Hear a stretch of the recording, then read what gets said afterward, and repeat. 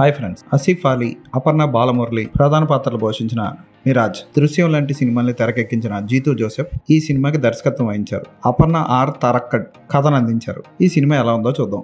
అభిరామి, కిరణ్ ప్రేమించుకుంటారు. ఇద్దరు ఒక ఫైనాన్స్ కంపెనీలో పనిచేస్తారు. అయితే కిరణ్ ఆ ఫైనాన్స్ కంపెనీకి సంబంధించిన డేటాని ఒక హార్డ్ డిస్క్ లో కాపీ చేసి పారిపోతాడు. అతన్ని పట్టుకునే క్రమంలో పోలీసులు, ఆ కంపెనీ ఓనరు వీళ్ళందరూ ఓ జర్నలిస్టు అభిరామి వెంట పడుతూ ఉంటారు. ఆ జర్నలిస్ట్ పేరు అశ్విన్. అయితే అశ్విన్ అభిరామి గురించి తెలుసుకుని ఆమెకి సాయం చేయడానికి దిగుతాడు. చనిపోయాడు అనుకున్న కిరణ్ బ్రతికే ఉన్నాడనే నిజం తెలుసుకుంటారు. అయితే ఆ కిరణ్ ఎలా బతికున్నాడు, అసలు అతను చంపడానికి ప్లాన్ చేసింది ఎవరు, బతికున్న కిరణ్ ఏం చేశాడు, హార్డ్ డిస్క్ ఎవరి దగ్గర ఉంది, హార్డ్ డిస్క్లో ఉన్న డేటా ఏంటి, ఇవన్నీ తెలుసుకోవాలంటే ఈ మిరాజ్ సినిమా చూడాలి.